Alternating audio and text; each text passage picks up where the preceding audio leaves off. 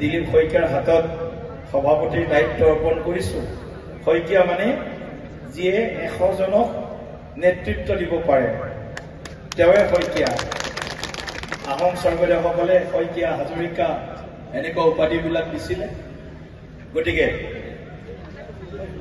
NDA প্ৰচণ্ড বহুমতেৰে আমি 2026 বিধানসভা নিৰ্বাচন আৰু বিহুৰ আগতে বা বিহুৰ পিছতেই অনুষ্ঠিত হ'ব লগা পঞ্চায়ত নিৰ্বাচন, আজি সংকল্প লওক বৰক্ষেত্ৰী সমষ্টিৰ এটা ৱাৰ্ডো যাতে আমাক ভাল পোৱা মানুহৰ হাতৰ পৰা বেলেগৰ হাতলৈ নাযায়, এটা কাউন্সিলৰ আমাৰ পৰা যাতে বেলেগৰ হাতলৈ নাযায়, এটা জিলা পৰিষদ যাতে আমাৰ হাতৰ পৰা বেলেগৰ হাতলৈ নাযায়, সেই সংকল্প লওক। ওচৰ অঞ্চলৰ আত্মীয় কাৰ্যকৰ্তাসকলক কৈছোঁ, সংখ্যালঘু ভাইসকলকো কৈছোঁ, সংখ্যালঘু আৰু সংখ্যাগুৰু দুয়ো মিলি কৰিব লাগিব ভাৰতক বিশ্বগুৰু।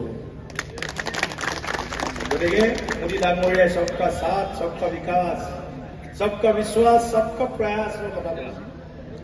এই নীতিৰে আমি আগবাঢ়িম।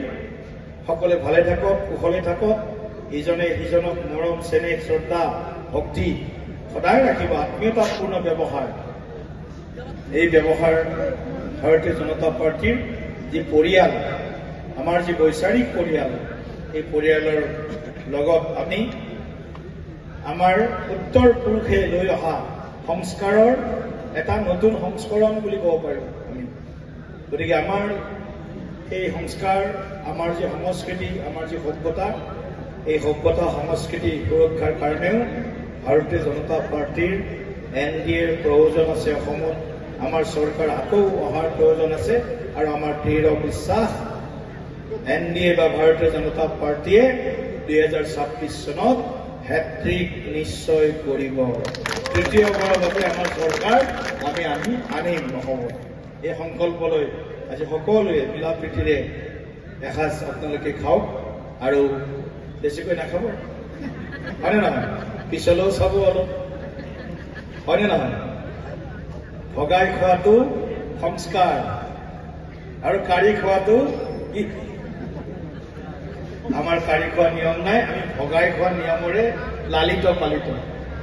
গতিকে ভগাই খোৱাৰ চিন্তা কৰক আৰু সকলোৱে এনজয় কৰক। আজি বহুত ধুনীয়া, আজি যিটো আলতাফে পুৰুষ মহিলা দ্বৈত কণ্ঠত গীত গালে, মই আচলতে শুনা নাছিলোঁ। আলতাফক মই এখন গামোচাৰে সম্বোধন জনাম। আলতাফ ভাই, আচলতে এনেকুৱা প্ৰতিভা সদায় উৎসাহিত কৰিব লাগে, এনেকুৱা প্ৰতিভাক উৎসাহিত কৰিব লাগে। এয়া সহজসাধ্য কথা নহয়, এয়া একেবাৰে সাধনা আৰু বুলি যি কোৱা হয় ইয়াৰ অভ্যাস।